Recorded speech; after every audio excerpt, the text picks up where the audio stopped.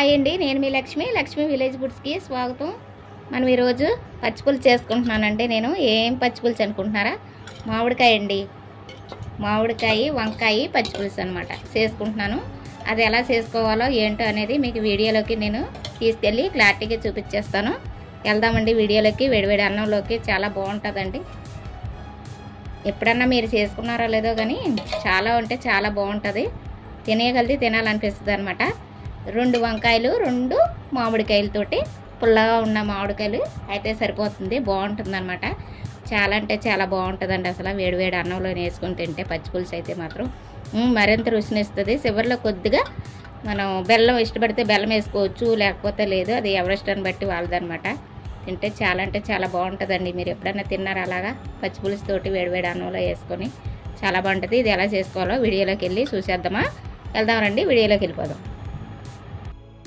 వంకాయని ఇదిగో ఇలా పెట్టుకోవాలన్నమాట. ఇలా పెట్టుకుని కాల్చుకుందాము. ముచ్చుకు దగ్గర పెట్టుకుంటే ఇలాగా అట్లా కాడుతుంది.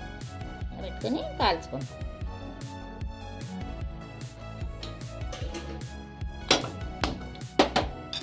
ఇలా సన్న మంట మీదే కాల్చుకోవాలన్నమాట. వంకాయ కాల్చి పచ్చిపులుసు చేస్తే చాలా బాగుంటుంది. నుప్పుల్లో కాల్చుకోవచ్చు. మనకి ఎలాగా నుప్పులు లేవు కదా, పొల్లల పొయ్యి పెట్టలేదు కాబట్టి నేను కాల్చి మీకు చూపిస్తున్నాను. అందరికీ పొల్లల పొయ్యి ఉండదు కదండి టౌన్లో ఉన్న వాళ్ళకి. కాబట్టి నేను ఇలా అయితే అందరికీ ఈజీగా ఉంటుందని చెప్పి నేను మీకు ఇలా చేసి చూపిస్తున్నాను. మంట కొంచెం పెద్దది చిన్నది పెట్టుకొని చూసుకొని కాల్చుకోవాలన్నమాట. 4 పక్కల కూడా తిప్పుకొని కాల్చుకోవాలి. ఇలా సరే, ఇలా మంట చిన్నగా పెద్దగా పెంచుకుంటూ ఇలా కాల్చుకోవాలన్నమాట. మొత్తం అంతా కూడా రౌండ్ చూడ ఎలా వచ్చిందో. కాలిపోయింది. కాలిపోతే ఇలా పగులుతుంది అనమాట. పగులుతుంది, భయపడక్కర్లేదు, సరిపోతుంది. ఇలా 2 వంకాయలు కూడా మనం ఇలా కాల్చుకుందాం. నేను 2 వంకాయలతో చేసుకుంటున్నాను. ఇప్పుడు ఇలా కాల్చుకున్న వంకాయని ఒక ప్లేట్లోకి పెట్టేసుకుని చల్లారి పెట్టుకోవాలి. బాగా చల్లారిన తర్వాత పైన పొట్టు తీసుకోవాలి. మరొకటి కూడా అలానే కాల్చేసుకుందాం. ఈ వంకాయలు మనయేనండి, మా వదిన వాళ్ళు ఇచ్చారు. వాళ్ళవి అనమాట. మనవి కూడా ఉన్నాయి. అవి ఇంకా వీళ్ళు ఇచ్చారు కదా, తాజాగా ఉన్నాయి, బాగున్నాయి అని చెప్పి నేను చేసుకుంటున్నాను అనమాట. మీరు కూడా ఇంకా కొంచెం పెద్ద వంకాయలు ఉన్నా సరే పర్వాలేదు, చేసుకోండి. నేనైతే లేత వంకాయలు మందేని కదా, మనకు తెలిసిన వాళ్ళే ఇచ్చారనమాట. వంకాయలు కాలిపోయాయి. ఒక గిన్నె పెట్టుకుని దాంట్లో నీళ్ళు వేసుకుందాం. దీంట్లో మామిడికాయ ముక్కలు వేసి ఉడికించుకుందాం. చూసారు కదా, ఇగో మామిడికాయ ముక్కలు ఇలా ఉంటాయి అన్నమాట. ఇవి ఎంత మట్టుకి కూడా నేను 2 మామిడికాయలు 2 వంకాయలు ఇవి మనం ఉడికించుకుందాం.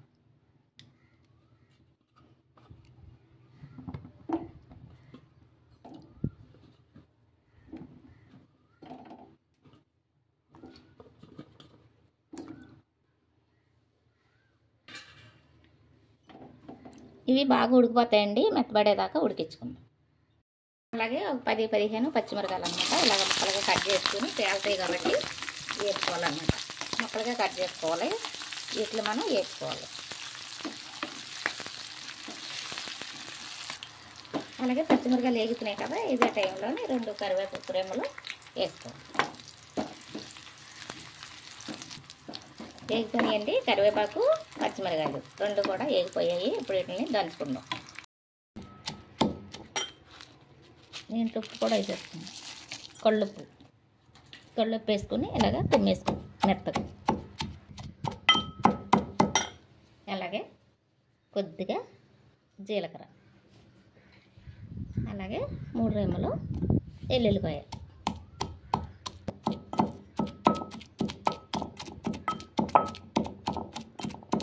అయిపోయిందని తీసేసుకుందాం.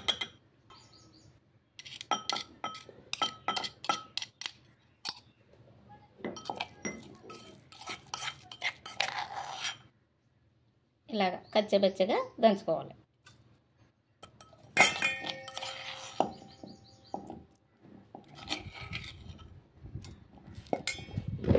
దీంట్లోనే ఉల్లిపాయలు చిన్న ముక్కలు కోసుకున్నాం కదా, వేసుకోవాలి. ఇదిగోండి ఇలా తీసుకోవాలి. తొక్కలు తీసేసుకుంటే ఇలా వస్తాయి 2 కూడా. చూస్తారు కదా.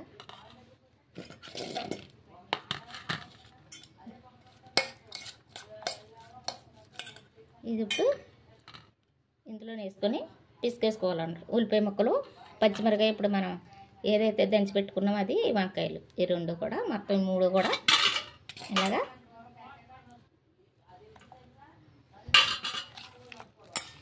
బాగా కలిపేసుకోవాలి.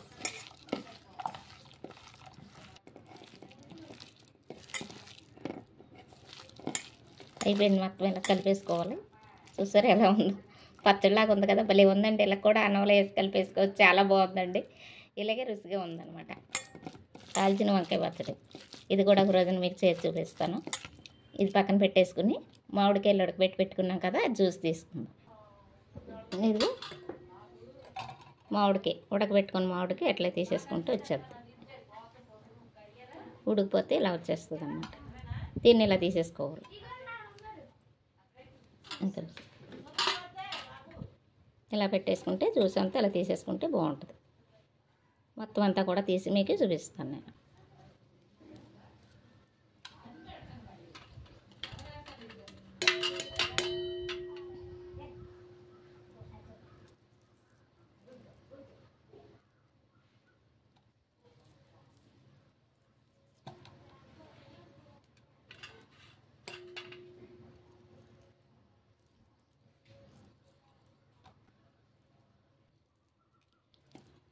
అయిపోయిందండి, ఇంకా మొత్తం అంతా అయిపోయింది.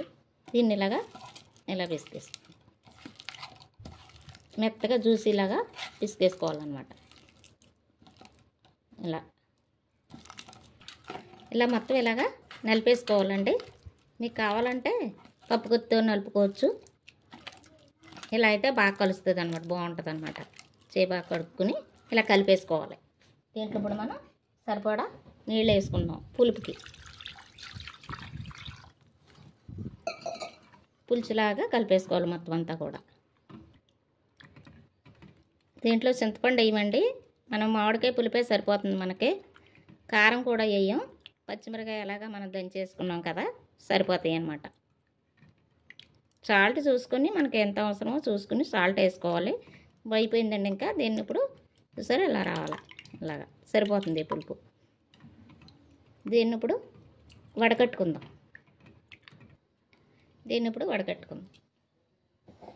ఇందాక ఏదైతే వంకాయ, పచ్చిమిర్చి, ఉల్లిపాయ కలిపి పెట్టుకున్నామో దాంట్లోకి వడకట్టేసుకుందాం. ఇలా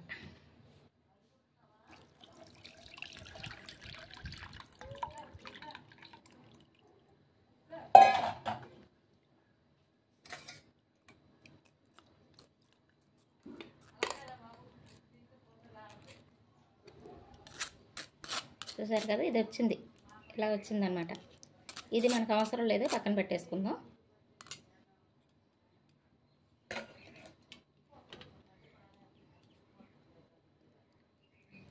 మొత్తం ఇదంతా ఇలాగా కలిపేసుకోవాలి.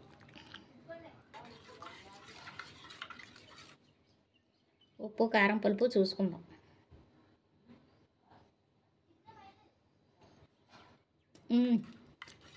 సరిపోయినాయండి. ఉప్పు మాత్రం పడుద్ది, ఉప్పు వేసుకుందాం. ఇది పడుతుంది అనమాట, సరిపోతుంది. పోపు వేసేసుకుందాం. ఇంకా కొద్దిగా ఆవాలు, జీలకర్ర, ఎండుమిర్చి, ఒక రెమ్మ కరివేపాకు, అంతే అండి. పోపు వేసేసుకుందాం.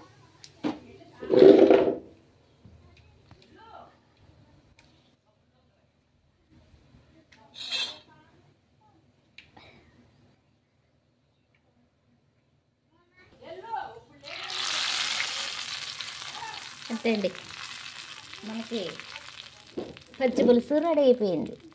వంకాయ, మామిడికాయ పచ్చి పులుసు చూసారు కదా. తయారయ్యే విధానం అంతా కూడా మీరు నచ్చిందా మీకు? చాలా అంటే చాలా బాగుంటుందండి. మళ్ళీ మళ్ళీ చేసుకోవాలనిపించేది ఇలాగ ఉంటుంది అనమాట, అంత బాగుంటుంది. నచ్చింది అనుకుంటున్నాను. నచ్చితే లైక్ చేయండి, షేర్ చేయండి, సబ్స్క్రైబ్ చేసుకోండి. పక్కనే ఉన్న బెల్ ఐకాన్ కొట్టండి. నేను ప్రతిదీ కూడా మీకు క్లారిటీగా చేసి నేను చూపించాను కదా. వేడివేడి అన్నంలోకి, అట్లోకి, అన్నిటిలో కూడా బాగుంటుందండి.